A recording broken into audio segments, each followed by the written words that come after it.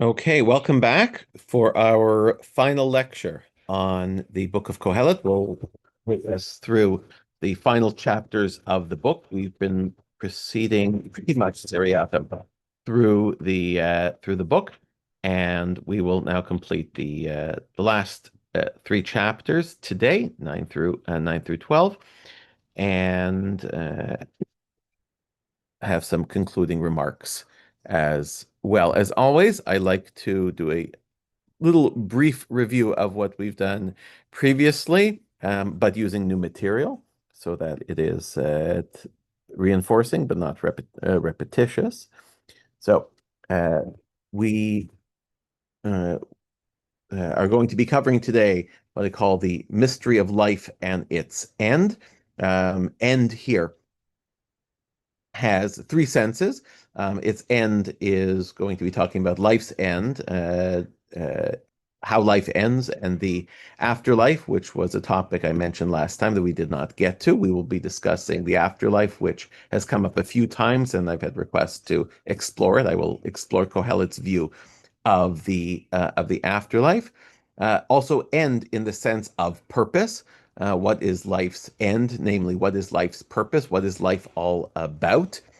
Which we will talk about, Kohelet's view of that, and of course, end in the very basic sense of the end of the book, which, as I said, we will be doing today. Last time we discussed Kohelet's view of speech, the idea that one should speak little. I just saw 2 weeks ago in Montreal the play Hamilton, the musical Hamilton, came to Montreal, and there's a line that play when someone gives Alexander Hamilton the advice, speak less, smile more. I'm not sure that Kohelet would have agreed with the smile more. He didn't strike me as such a smiley guy, but certainly the speak less he would have agreed with. And he develops this idea a little bit in chapter 10. And this topic we explored last time. Divrei pi chacham chen.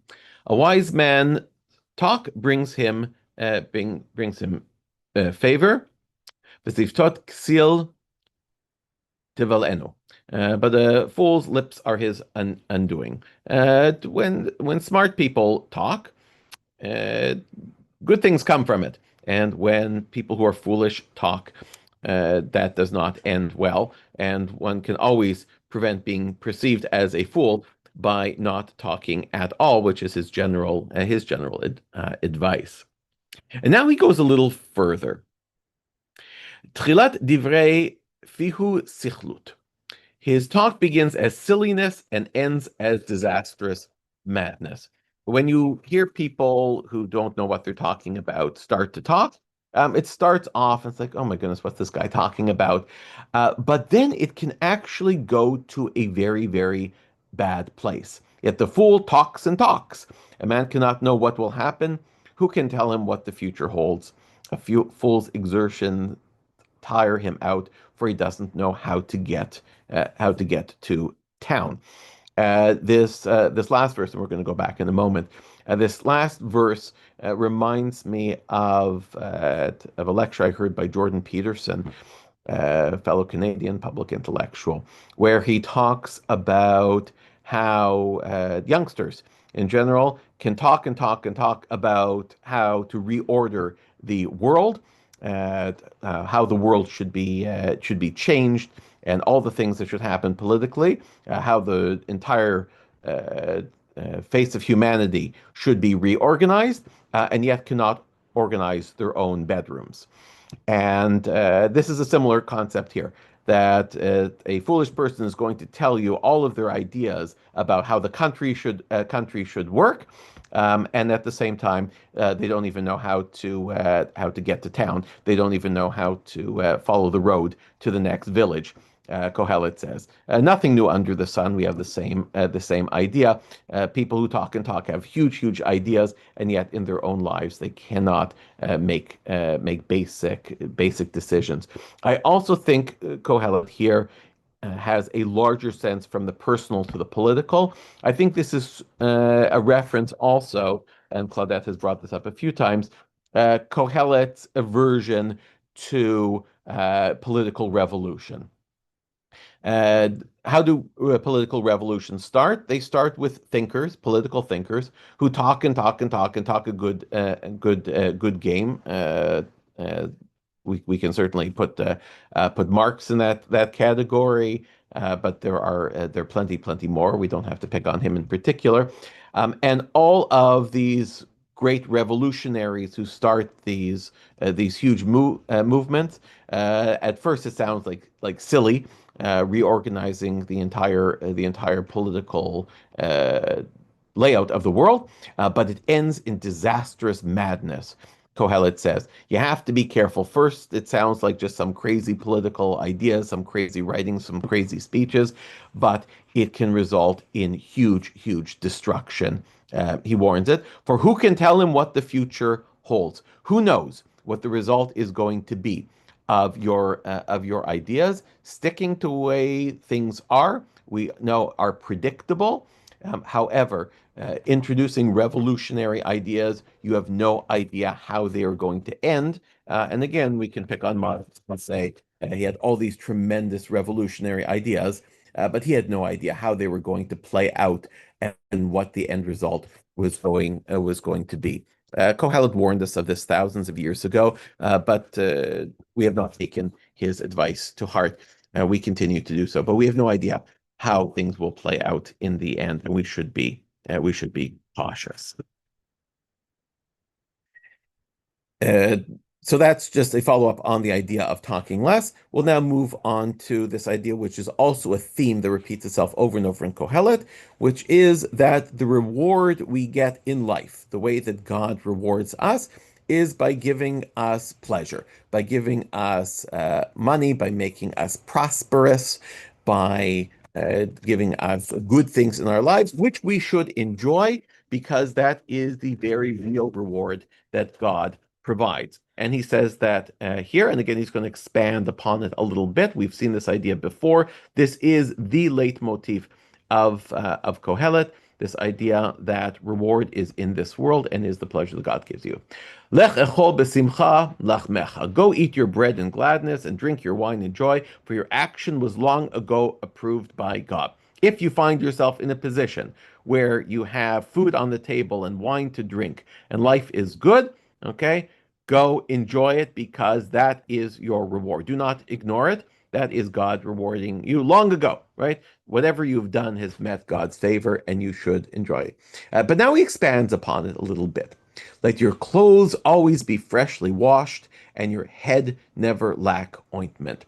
He says, enjoy the finer things in life. That is okay.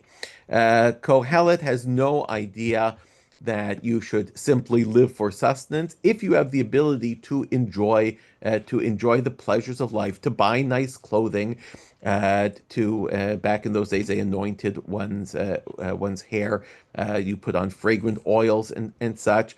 Kohelet has no problem. That's what you should be doing, enjoying the finer things in life. This is what gives life pleasure. This is what gives life enjoyment. This is, as I've said from the beginning, a very upper class philosophy.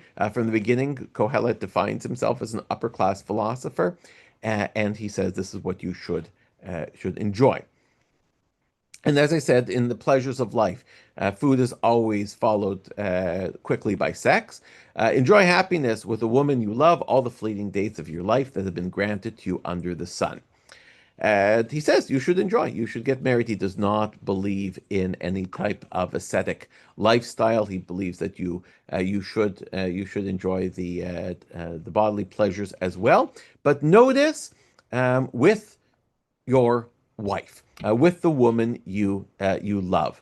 And you can see this throughout the book. When Kohelet talks about the pleasures of life, when he talks about food, when he talks about wine, when he talks about women, it is all in measure. It is always in proportion. He is not a hedonist. So when we say that Kohelet believes in enjoying the pleasures in life, he is not promoting a type of hedonism. he is following a moderate path. This will later be taken up by Rambam, who talks about this as well. Everything in moderation, and sex is within marriage, and food and wine are within the context of proper conduct. You'll see in a moment he lashes out against people who are party animals. So we need to understand that Kohelet is not advocating for anything outside of halacha, outside of proper behavior. He just says what you are permitted to enjoy, you should enjoy. And as I said, Rambam codifies this later on in halacha. For that alone is what you can get out of life. That alone, right? Kihu chalkecha. We talked about this idea of the chelek, your portion. That is your portion. That's what you're getting. So don't hold out for anything else. Again, I always contrast Kohelet with Christian theology, right? Don't say, I'm holding out for the next world. I'm going to hold myself back because I'm holding out for something better. No, this is your chelek. This is what you get. So cash in now, because there's nothing more coming later. And by the way, he also said, we talked about last week, cash in today because we have no idea what tomorrow is. Maybe God's plan is for tomorrow, you're not going to be able to have these pleasures because you earned it for today. Enjoy it today. That is all you get from the means that you acquire under the sun, from the work that you have done from your birth. Um, Forward.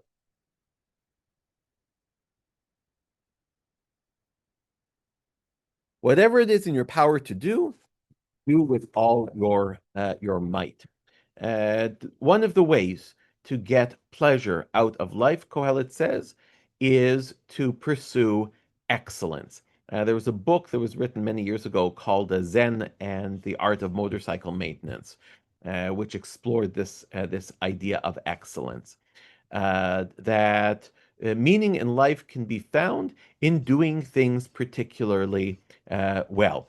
When we are at our jobs, to be invested in our work, to be really good at what we do. If we're a carpenter, to provide beautiful carpentry. If we're a builder, to build beautiful buildings. If we're a writer, to write excellently. The idea of excellence as a form of human gratification, as a form of realizing the best of the human condition, is something that Kohelet promotes, and it is something that is both immediately recognizable, and it shows that work itself can be rewarding. It can be rewarding when we invest in it. If you have something to do it the best that you can. That will provide pleasure, and that will give meaning to life. And I do feel that when I encounter people in my own life who are particularly invested in what they do. And again, it can be a carpenter, and it can be a professor, and it can be a rabbi, and it can be a surgeon. People who really take their craft to heart and really try to be great at their craft achieve a certain level of pleasure, which again has been characterized as excellence in philosophy. And why should you do all this? כי אין מעשה וחשבון ודעת וחוכמה בשאול אשר אתה הולך שמה. For there is no action, no reasoning, no learning, no wisdom in Sheol, where you are going. Enjoy all this stuff in this world, because none of this exists in the next world, in Sheol. So here we have explicitly, and again, many of you have asked about this, so here it is. Kohelet says that Sheol, which is the world of the dead, Sheol is mentioned 66 times in the Hebrew Bible. 66 times the Hebrew Bible refers to the land beyond our world, the realm of the dead, as Sheol. Kohelet mentions it only once, and only here, and he describes it to us. This is a place where nothing happens. There's no action. There's no cheshbon, which here is translated as reasoning.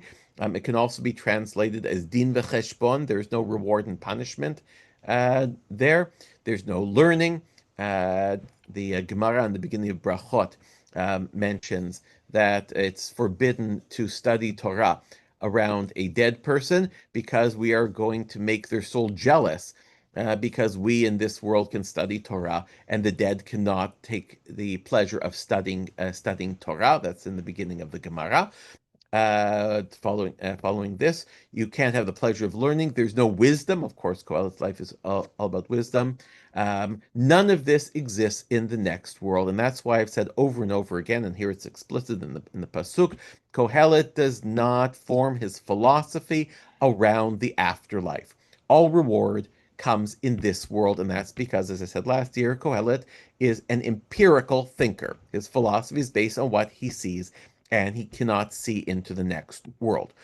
We, however, can take a little glimpse into this next world, and you'll see it supports Kohelet's conjecture. As I said, there are 66 references to Sheol in the Hebrew Bible. I just want to take a look at 3 of these references, just to flesh out what the realm of the dead is. What is this place called Sheol?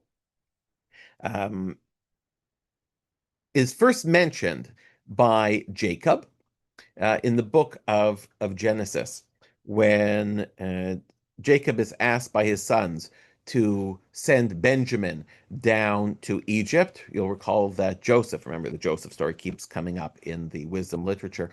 When Joseph in Egypt tells the brothers to bring Benjamin down to Egypt. The brothers go to their father Jacob and says, we need to bring Benjamin down, otherwise we're not going to get more food.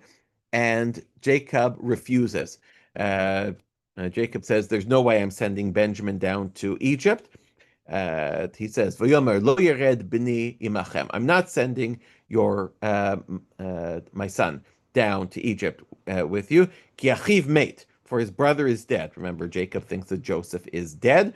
Joseph and Benjamin are the only 2 children Jacob has with his beloved wife Rachel.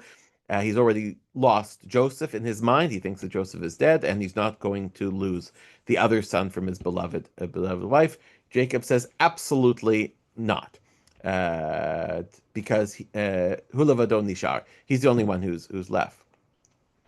The karahu ason baderech asher telchu ba. If he meets with disaster on the journey that you're taking, if he somehow dies in the process of going down to Egypt, the raditem et sevati biagon she'ola. You will send my white head down to Sheol in grief.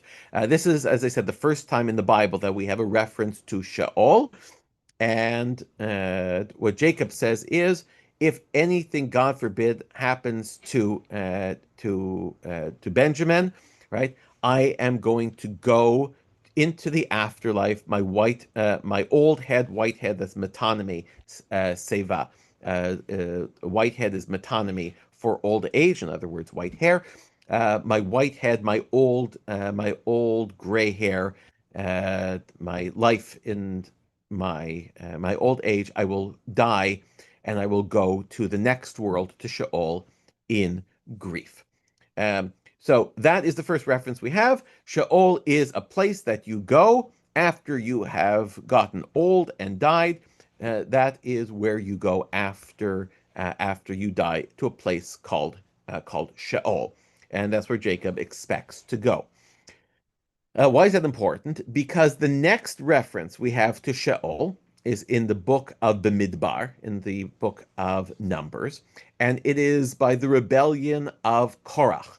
When the rebels who followed Korach are punished, how are they punished? Vatiftach haaretz et pia, vativla et kol adam asher lakorach, v'yideu hem v'chol asher lahem chaim she'ola. The earth opened its mouth and swallowed all Korach's people. They went down alive to Sheol. They all descended into the underworld, to the realm of the dead. What is important here to note, by putting these 2 quotes together, is Sheol is a place for the good, like Jacob, and for the wicked, like Korach's followers. It is not a place that is reserved for the good, and it's not a place reserved for the bad. It is where everybody goes. and it is underground because that's, of course, where we put the dead after they are gone, both metaphorically and physically. So we see from here that Sheol is a place that everybody goes, regardless of what has happened to. It is the realm of the dead, and as Kohelet says, nothing happens there. That's supported by the third reference that I want to speak to you about, which is by far the most fun. And that is the story we have of somebody who has been brought back from the realm of the dead. This is found in the book of Samuel. In the book of Samuel, King Saul feels that he has been abandoned by God, that God has turned his back to him, which is true. And King Saul is looking for some advice, for some connection to the divine realm, to God, to the world beyond our world. And as a last ditch attempt, he wants to speak to his former mentor, his former prophet, the prophet Samuel, who was the person who anointed King Saul. Samuel is dead at this point. He's dead. He's dead and buried. And Saul wishes to have communion, to have a conversation with the prophet Samuel. He goes and he seeks out a witch who lives in a place called Endor. Endor. Those of you, if you can see in my office is filled with Star Wars paraphernalia. If any of you are familiar with the Star Wars movie series, the planet Endor was named after this mysterious place where this witch lived, the Witch of Endor. And Saul goes to this witch in order to conjure Samuel up from the dead, which she does.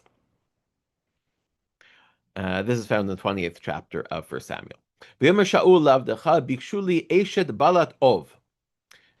Saul said to his courtiers, "Find me a woman who consults ghosts so that I can go to her and inquire through her." And the courtiers told him that there was a woman in Endor, place, who consulted ghosts. In other words, who can conjure spirits from the next world. V'tomer Aisha, he meets this woman, he meets the witch of Endor. Et mi lach, and she says, "Whom shall I bring up for you?" And he answered, "Bring up Samuel for me." Notice bring up, the idea that Sheol, the realm of the dead, is down. It is underground. Remember, this is not hell, right? Hell assumes that there's a hell down and a heaven above. Not so. Everybody is down, including Samuel, who is a prophet, who is a great man, who is a holy man. He goes down too. Everybody goes down. And the woman conjures up Samuel. Elohim ra'iti olim min haaretz. The woman said to Saul, "I see a divine being coming up from the earth, a spirit, so to speak." We're going to hear a description of what this divine being is. So here we have a clear reference that after you are dead, you acquire some sort of spiritual form. You're called an Elohim, not as in Elohim, not as in God. Elohim can mean someone, some spirit from the other realm. It's used that way several times in the Tanakh, and clearly it means it's here. It's not that she sees God; she sees the spirit of Samuel coming up. V'yomer la ma ta'aro, and Saul says to the woman, "What does he look like?" And she says, "It is an old man coming up," she said, "and he is wrapped in a robe." Then Saul knew that it was Samuel. So what does Samuel look like? He looks old, and he's wrapped in a robe. Prophets in the days of the Bible wore special robes. We know this about Elijah, about Elisha. There's a special robe that was worn by prophets. So what does he look like? Basically, you look like what you looked like before you died. You look old. right? So when you go to the next world, you go to the next world in the form that you were at when you departed this world. You look old, and you dress as you dressed in this world. You wore a suit in this world, you wear a suit in the next world. You wore a robe in this world, you wear it in the next world. That is what the realm of the dead looks like. That's what Sheol looks like. V'omer Shmuel el Shaul, Lama hirgaztani lalot oti. And Samuel says to Saul, why have you disturbed me and brought me up? What a strange reaction that Samuel has. As soon as he's brought up from the dead, he says to Saul, "What's all this about? Why have you bothered me?" This seems clear to me that the realm of Sheol is eternal rest, eternal sleep, and that's of course how we refer to the dead, don't we? Right? We say they have gone to their eternal rest. Samuel sounds like somebody who has been woken up from a very pleasant, deep sleep and says, "I'm just having a very pleasant sleep. Why did you wake me up?" And that seems to be the concept in the Tanakh of what Sheol is, of what the realm of the dead is. Just like um, Kohelet had described it. We have it here. A place of no action, no reasoning, no learning, no wisdom. A place where you go for your sleep. Not unpleasant, but certainly not a place of schar ve'onesh. Certainly not a place of reward and punishment. He does believe that there is a world after you die, but it is a world of pleasant sleep. That is Kohelet's view of the afterlife, which is consistent with biblical thought. As we've talked about, Chazal have different ideas, but this is consistent with biblical thought. Um, moving forward, we spoke last time about power, and specifically about the idea of monarchy, and the rule of kings. And I told you one of the beautiful things about Kohelet, as Shlomo HaMelech, is that Shlomo gives us an insight into the world of kings, which is very foreign to us today, both because we do not live in monarchies, um, and also because we're not monarchs. Shlomo Melech was both. He both lived in a monarchy and he was a monarch, and he has much to tell us about that, which, as I said, as we go into the high holidays, is very important because the high holidays expect us to know something about kingship. Hamelech, the king, is the theme of the high holidays. That is the Leitvort, the leading word of the high holiday is Hamelech, God as the king, and uh, Shlomo Kohelet gives us some insight. This particular insight is, again, going to develop on what we talked about last time. I told you some of his other thoughts about power and respecting power and listening to the king. And specifically, we talked last time about this idea of the king's power being arbitrary, and that we must make peace with the fact that absolute rulers have arbitrary power. They are not constrained by rules. God is not constrained by rules. And Shlomo Melech knows this because he himself is a king, and he knows that he's not constrained by rules. If he wakes up one morning in a bad mood, he might do some things that surprise the people in his realm. And they would say, but that's not what you did yesterday. That's not consistent. And he says, as I quoted Mel Brooks, it's good to be the king. I can do whatever I want. And Shlomo says, and God can do the same thing too. God does not have to follow our rules. Okay, that's what we talked about last time. This time, he gives us a different insight, which I think is no less relevant today. Ilach Eretz Shemalkech Na'ar. Alas for you, O land, whose king is a youth, and whose ministers who dine in the morning. Shlomo says, beware of young whippersnappers who become political leaders. Um, I'm in Canada here, and we've certainly experienced this here. I lived in the United States for a while. There are, of course, rules how old you have to be to be the president of the United States. but it's not only for kingship. We can also think of companies. We can also think of institutions. When leaders are youths, when leaders are too young. And the special point that Kohelet makes here, right, is we are talking about people who have inherited the power, right? How do young kings become kings, right? How do they become the kings? Because they've inherited the power, and often kings inherit the power. We have kings who become kings when they're 3 years old in the Tanakh. And there is a danger when people take over large institutions and they are too young. There's a TV series that I watched a little while ago called Succession, which is based on the life of Sumner Redstone, and it's also based on the life of Rupert Murdoch, and what happens in large companies when the young generation takes over from the old generation who were seasoned and who were wise and who had experience, when their young, inexperienced, and often spoiled children take over. Shlomo Melech saw this in the kingship. You see this all over. Of course, we have all sorts of stuff like that going on in the British royal family as well. I know we have people with us here who have their roots in the United Kingdom. Every kingdom has this issue. And how can we identify these people? Kohelet says they dine in the morning.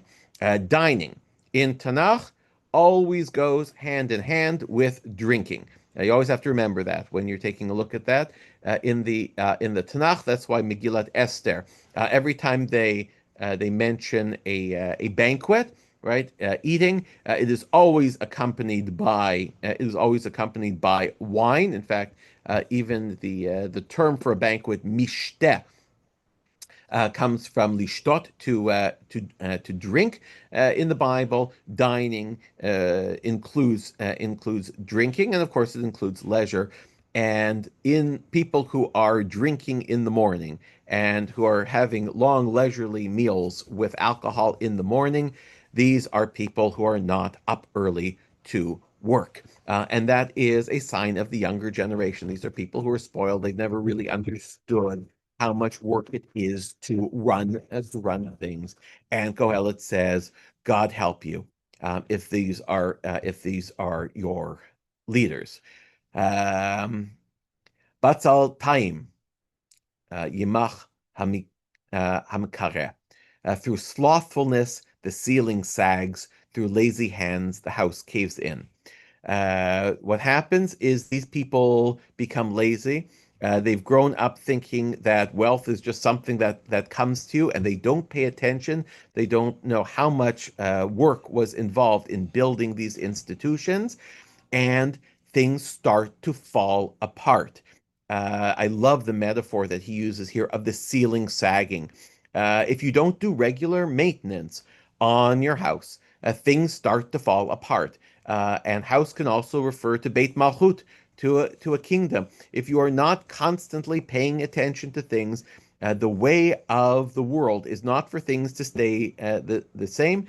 The way of the world is for things to descend into chaos. If you are not constantly working, right, things are going to fall apart. Through lazy hands, a house caves in. They make a banquet for revelry. Wine makes merry, and money answers every need. Ah, yes. So they are there. They are drinking. They're not paying attention to what's going on, and of course, they're completely immune to all of the consequences of their actions because they've inherited all this wealth. And right, while money is answering their every need, they have no worries in the world. Right, they're just constantly drawing from the bank, not realizing it was their parents who invested all of this. At one point, the treasure dries up. And we have seen this in our own lives. I really think this is no less relevant today than it was 3,000 years ago. There's a term now in Hollywood. It's called the Nepo babies. people who become actors because their parents were actors, and how quickly the younger generation squanders everything of the older generation. This is also, by the way, why Kohelet is so into this idea of spending your own money on yourself, of course, leaving some to give to your kids, but don't keep it all for your kids. Kohelet warns us several times in the book because who knows if they're all going to end up like this and squander it as well. Leave some money to your kids. That's a pleasure that you get as a parent, but make sure that you enjoy your own wealth and don't leave too much money to the next generation. They got to work for it. And by the way, there's no guarantee that they're going to use it. They're going to use it properly.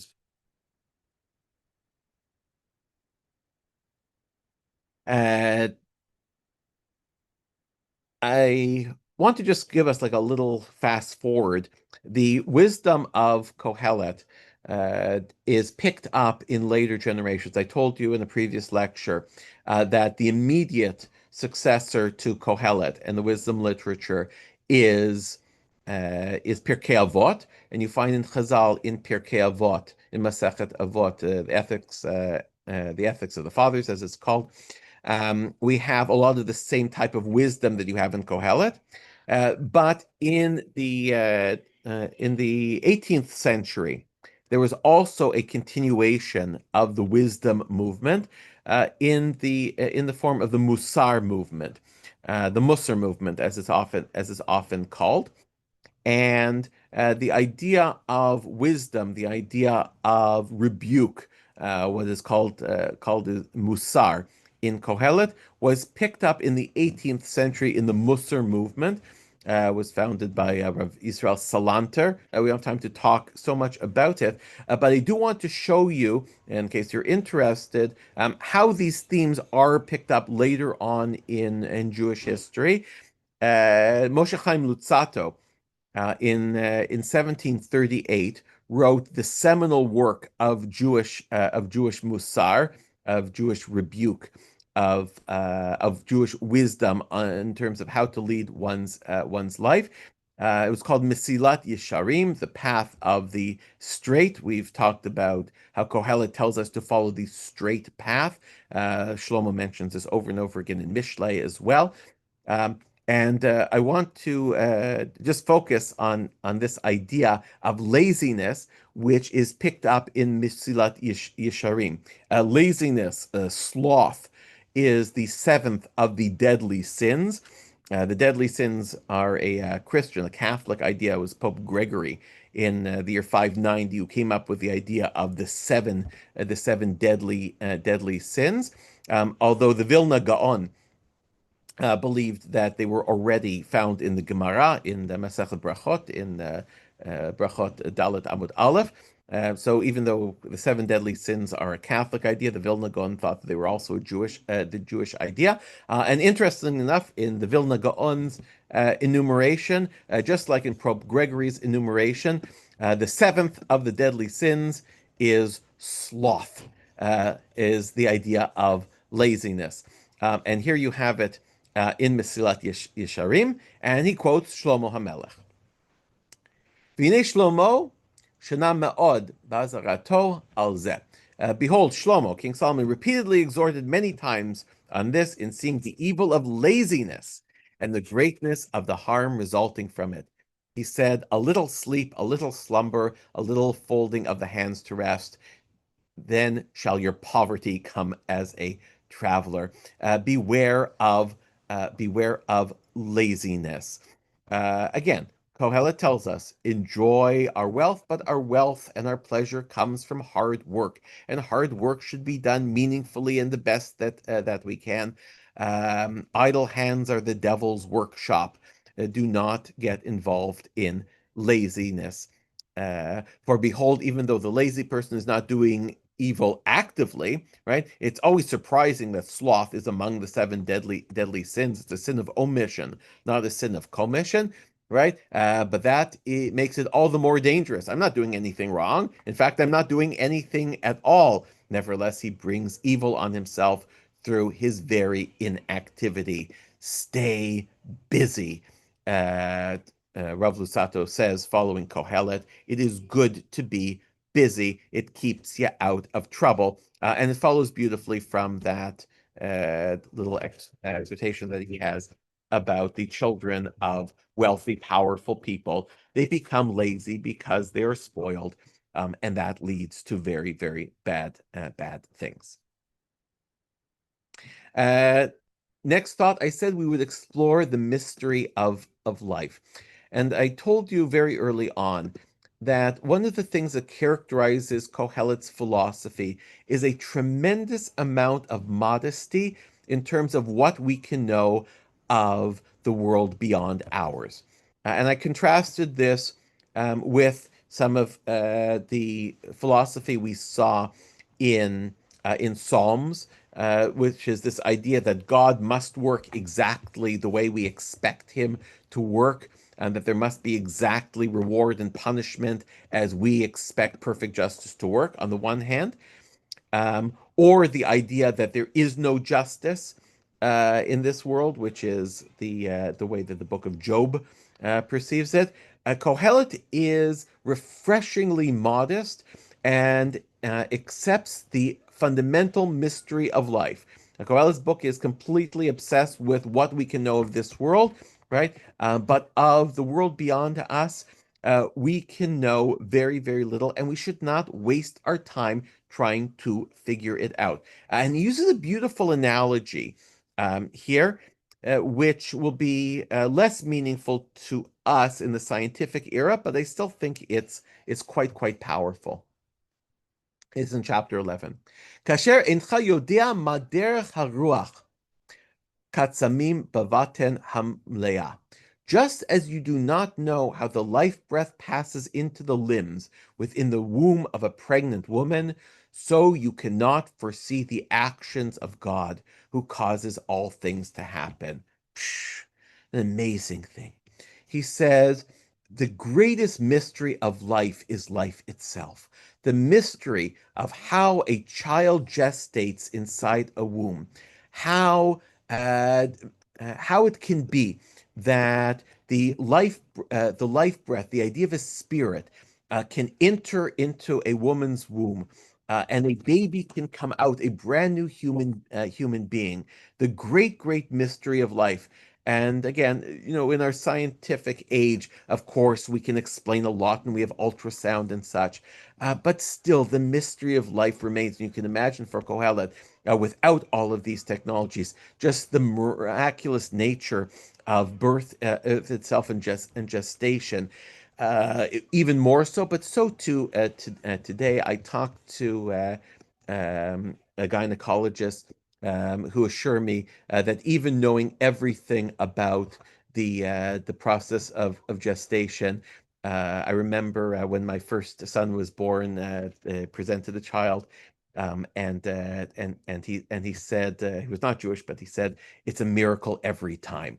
There really is just something incredibly beyond our understanding, and Kohelet uses this as a metaphor for the actions of God. Just like the life that we see before us is mysterious and unknown and a different world, the world inside the womb, that is the mystery of God himself, and you're not going to figure that out either. There's a beautiful expansion of this idea in Kohelet Rabbah. I haven't done a lot of Kohelet Rabbah. That's a midrash from Kohelet, but I'd like to share with you this passage from Ecclesiastes Rabbah, from Kohelet Rabbah. Because I think it's really quite beautiful how it expands on this idea. The rabbis in the Midrash take a look at this verse about the unknowability of the birth of a child and the unknowability of God, and they expand upon the idea. Here's what Chazal say. Kasher incha yodea quotes this verse, just as you do not know. There are 7 matters obscured from people, and they are Shiva Dvarim mechusim mibnei Adam ve'Elohem, Yom HaMitah, ve'Yom HaNechama, the day of death, the day of consolation, the profundity of judgment, how one profits, what is in the heart of another, what is in a woman's pregnancy, what we just read, and this kingdom of Edom that the rabbis lived through, the Roman Empire, when it will fall. And Midrash is sometimes fanciful, but here I think the Midrash is so profoundly deep in that it carries this idea of the mystery of the natural world, the mystery of the gestation of a child. It carries it into the human condition, the mystery of death, that we do not know the most important day of our lives, namely when it will end, the day of consolation, the end of history for the Jews, the end of consolation. In other words, when the Messiah will come. Um, the profundity of judgment. We do not know how reward and punishment work. Chazal say, how one profits, economics. No matter how much we study economics, we do not know economics. The greatest professors of economics, the greatest economists in the history of the world, were all notoriously horrible predictors. Otherwise, of course, they would all have been billionaires if they could have predicted what is going to happen. It's always amazing to me how many economists make a small living. That's because economics is a mystery. It's one of the mysteries of life. What is in the heart of another? Psychology. We do not know the thoughts of another human being. What a remarkable thing. That is a mystery to us. Um, and this kingdom of Edom, when it will fall, we do not understand the cycles of history. We don't really understand why some regimes fall so suddenly. Who could have predicted what happened in Syria? Is that a friend of mine is a rabbi who's just he's in Syria right now? Who could have predicted what would have happened? Who could have predicted these things? Kohelet says, our world is fundamentally unknowable. Do not spend your time trying to figure it out. Spend your time on trying to understand it in order to live within it, but these things will always remain mysteries. And the fact that these things are still mysterious 3,000 years after he wrote it is proof of his argument. Okay. And now the end. The final chapter of Kohelet. The final chapter of Kohelet is divided into two parts. There is the end, and then there is a postscript. And we're going to spend our last 13 minutes together talking about both. First, the end of the book. Now, the end of the book, the first 8 verses of chapter 12, are notoriously difficult. I'm going to read through them with you. Even commentaries on the book of Kohelet say we really can't interpret this. The metaphors are mixed. There are 3 possible ways, just paths to interpreting these verses: allegorically, historically, metaphorically. It's very hard to understand what on earth he's talking about, but it is how he chooses to end his book. So it's important for us to read through it. So what I'm going to do to you, because I've spent a lot of time thinking about this. I guess this is why you tuned in, because I've done this work in order to prepare. Now, what I'd like to do is read through these verses to you, and then I'd like to read to you. I've been speaking extemporaneously through the series, but I do want to read to you a short interpretation that I wrote of these verses. I'm not saying it's dispositive. I'm not saying it's the only interpretation. It is my way of making sense of these last verses and bringing them together. So let's read through them first. I give you that introduction. Live while we're reading, please just live with the dissonance, just live with the fact that it's not going to read smoothly. And then I'd like to give you my reading of it, which will smooth over some of these lacuna, some of the holes in this. Here's how Kohelet ends his book. Uzchor et borecha bimei bechuratecha. So appreciate your vigor in the days of your youth. before those days of sorrow come and those years arrive of which you will say, I have no pleasure in them. That's a familiar idea. He suggested enjoy life while you can, enjoy eating while you still have an appetite. Enjoy the sexual pleasures with your wife as long as you're able to do it. You're going to get old at a certain point and not be able to participate in the joys of life. So enjoy it while you can. We've seen that idea before. Now he goes a little weird.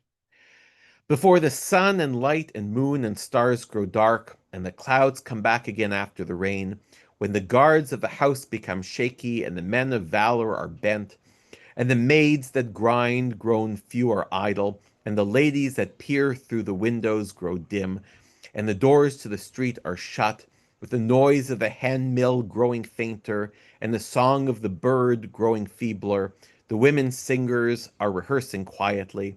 When one is afraid of heights, and there is terror on the road, for the almond tree may blossom, the grasshopper be burdened, and the caper bush may bud again, but man sets out for his eternal abode, with mourners all around the street.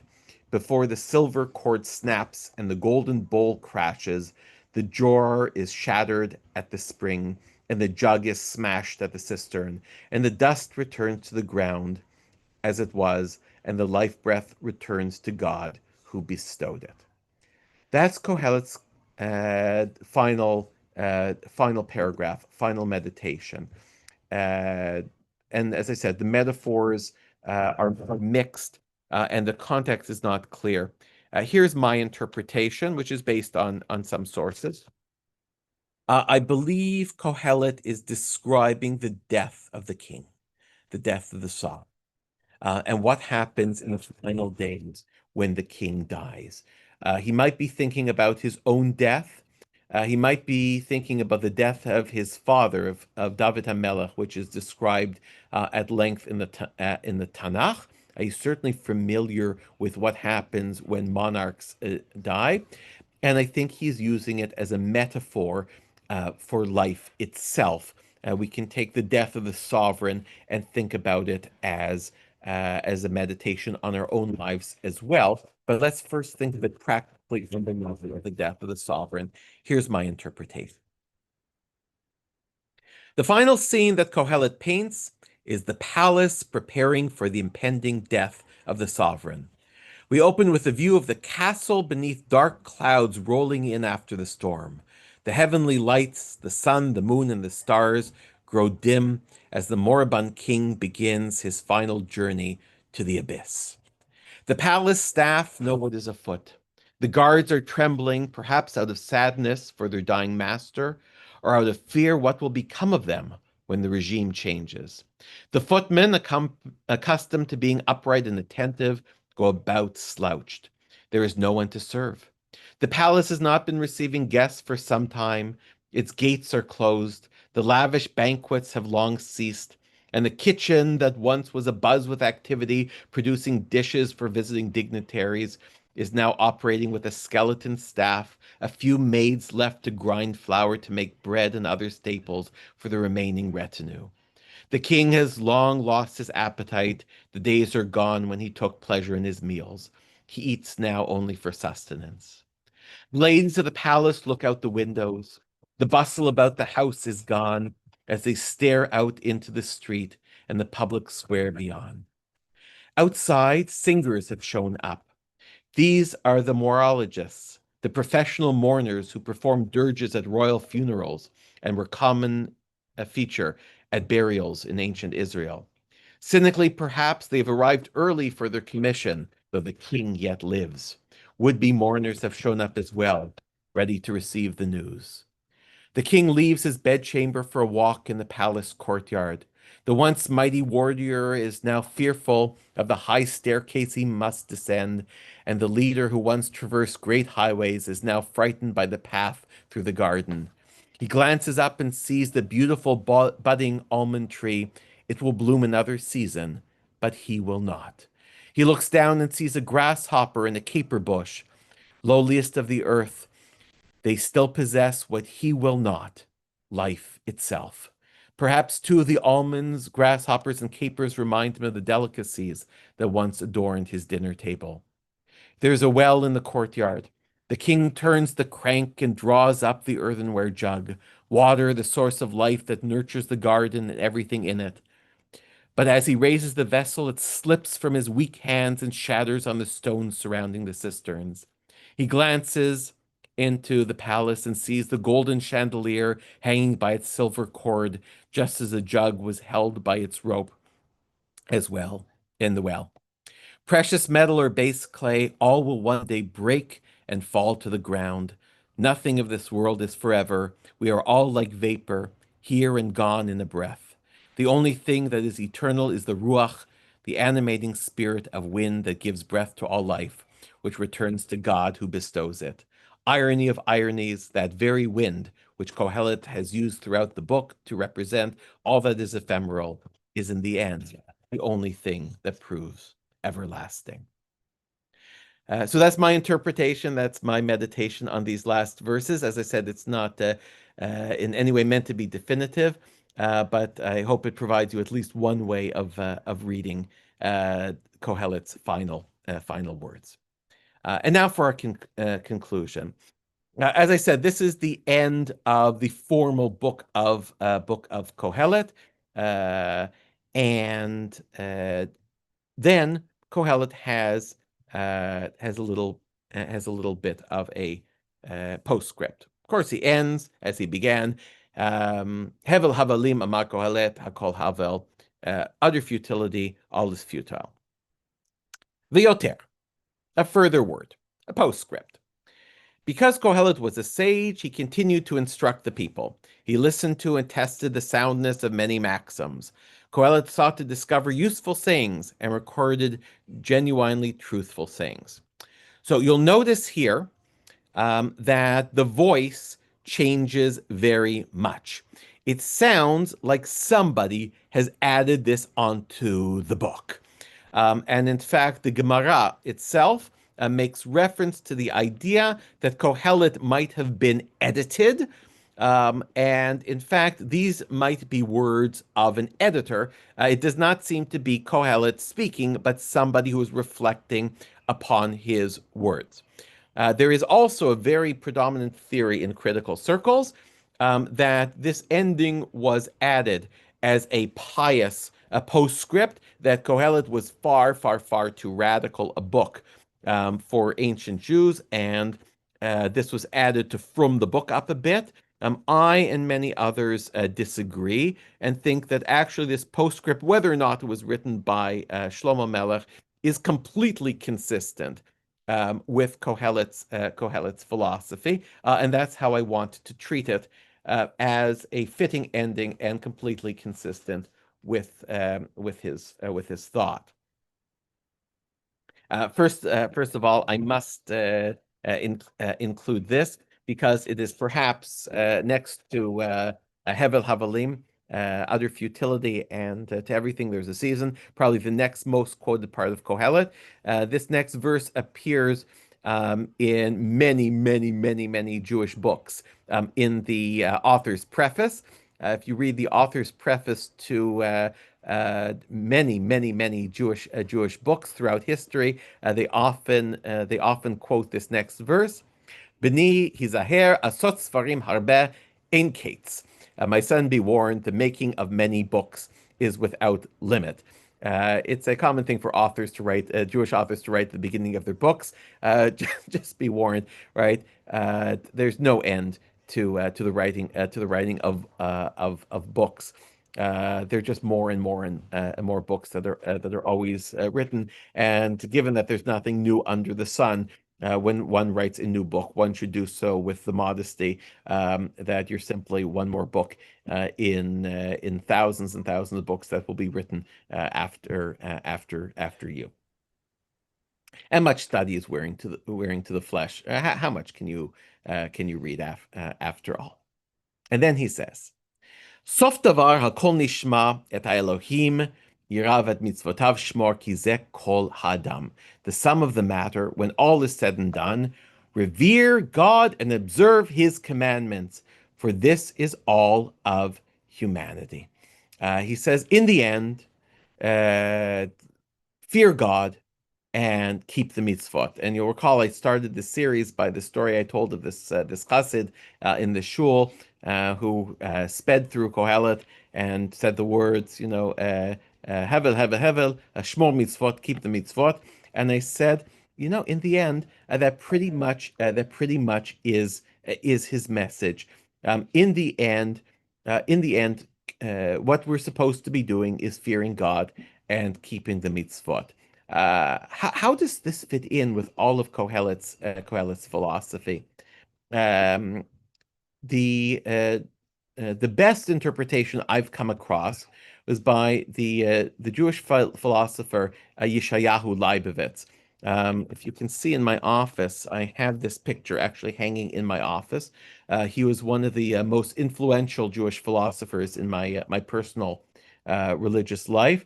He was also a political philosopher. His political philosophy is something different, but his Jewish philosophy, his religious philosophy, is that all of Torah is about Kabbalat mitzvot, is about accepting the mitzvot and following the will of God, regardless of its outcome. And I promised this to you earlier. Kohelet is quoted, I told you, in the daily liturgy in the prayer book every morning, and is also quoted at the very, very end of the high holidays, at the end of Ne'ilah. And Yeshayahu Leibovitz pointed out, and one of my friends here pointed this out to me earlier in my first lecture. At the end of the Machzor, uh, Koel is also quoted, Motar Hadam mina behema ein ki kol havel, appear the human over the beast for all his havel. And it says,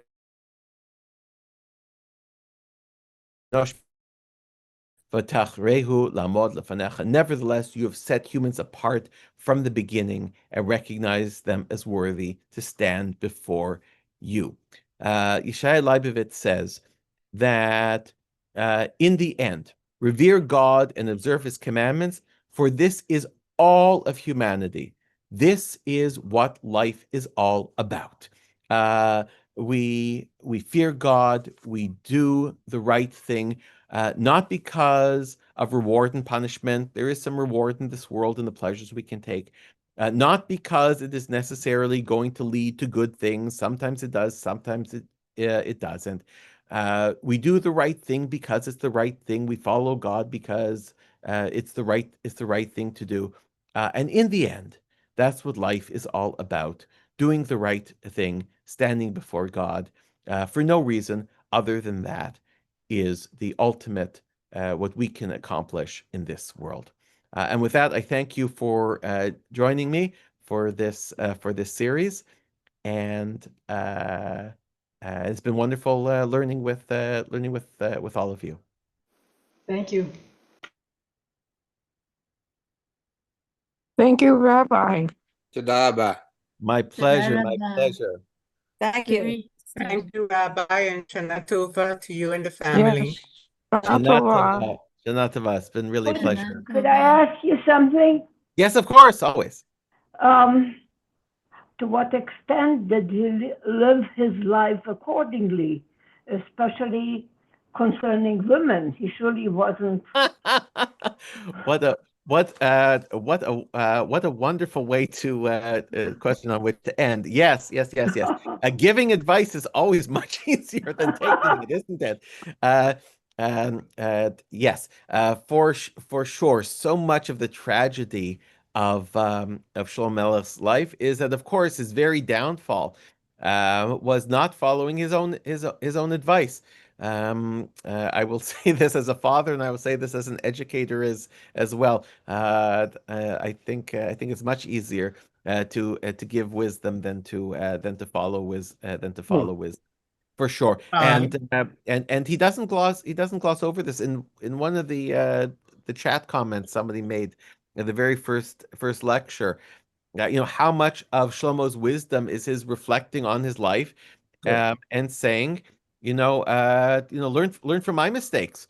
I and part of following wisdom. What is the purpose of wisdom? The purpose of wisdom is we do not have enough time in our lives to make all the mistakes ourselves. In Mishlei, in Proverbs, Shlomo is talking to his young son. All of Mishlei is the middle-aged father speaking to a son in his mid-teens and saying, "Look, you're at the point in your life where you're going to make decisions. Make the right decisions now, because at some point it's too late. Learn from my mistakes. We don't have enough time in life to make all the mistakes ourselves." Yeah, Can I beautiful. ask Thank you a you. question? With pleasure. Um, this is biblical wisdom. Correct. And if I'm putting myself in a biblical worldview, the Torah didn't take up a lot of time. There wasn't mitzvot like today, shtayim mikra, pam Right. targum, and all this. It was you lived your life. You did the mitzvot were few and far between. When you harvested, you left a little bit. You shechted a certain way. Yep. So Yep. so it's. I mean, today we emphasize mitzvot, but it seems to me that back then the message is be a mensch, be honest, be good, enjoy yourself, and it's not mitzvah obsessed like we are today. So yes, and he does make reference, and we talked about this, to giving your korbanot when you're supposed to give your korbanot, and making donations to the temple when you're supposed to make donations to the temple. You're certainly correct. The life of the average Jew in the time of Shlomo, yes, was much simpler in terms of the mitzvot. But I wouldn't say it is only being a mensch. For sure, it is about ethical conduct, but it's also about ritual conduct as well. It is also about But what you're the supposed to rituals give to took a God. bless. I'm not sure they For had two sure. candles on Friday No, no, night no, or no. wine or any of that. It was, Uh, yes, you have to milk your cow. Maybe they knew to do that because it was Tsar Balei Chaim and all that. But Yeah, it but they was, still had, yes, yes. I agree. I agree. I don't want to make too much of a point of it. But there was Shabbat. You see from the prophets, not keeping Shabbat was a big problem for people in the time of Shlomo Melech. In the time of the prophets, people were doing business on Shabbos. It was difficult for people to refrain from doing business on Shabbos. The prophets do talk about that. but doesn't Adin Steinsaltz in his book called the Talmud say that in the introductory chapter that marketplaces were open in the time of Joshua and Shabbat? Buying and selling is not a one of the Av Melechot of Shabbat, the 39. It's a Darabanan, not a Doraita, not to buy and sell. So he Yeah, said the marketplaces were open on Shabbat. yeah, but at the same time, whatever things you were not supposed to do on Shabbos, people were doing on Shabbos. People found it hard. I mean, as we know from the But Nevi'im, it right? wasn't buying and selling. Buying and selling was not a problem on Shabbat back then. I hear you. Okay, okay, okay. I'll let whatever was going on in the market on Shabbat that the prophets didn't like, maybe wasn't specifically buying and Honest weights selling. and Yeah, the like, yeah, yeah, that yeah, would be yeah, something. yeah. But the actual buying and selling wasn't a problem. Yeah, I hear you. I hear you. Okay, but yeah, it was for sure. It was for sure a simpler time. Why do we Um, think we understand what's going on in Sheol when all we have is the imagination of the Witch of Endor? so I don't know. That's her imagination. There's nothing to indicate in the text that she imagined this. I guess it's possible, but there's nothing in the text. Rambam is very into the idea that these type of fantastical events in the Tanakh were people's imaginations. But I'm reading the text as it presents itself, and certainly there's no indication in the text itself that this is not real. So I'm taking the text. I'm taking the text at its word. I know there are people who don't, but I'm taking the text at its word, and the text seems to indicate that this was real. Forbidden, forbidden, but real. Since Gershon isn't here, is the Witches of Endor a play on the word Ein Dor? I don't know. We need Gershon for such an I suspect so. interpretation. Yeah. It's a nice interpretation. Thank you. With pleasure. Okay. Thank you. I hope gave you something to think about this year for Sukkot, and wish everybody a Shana Tova, and in advance a Chag Sameach and I'm Sameach, Rabbi. Shana Tova. Shana Tova. Yeah. Shana Tova. Shana- Shana Tova.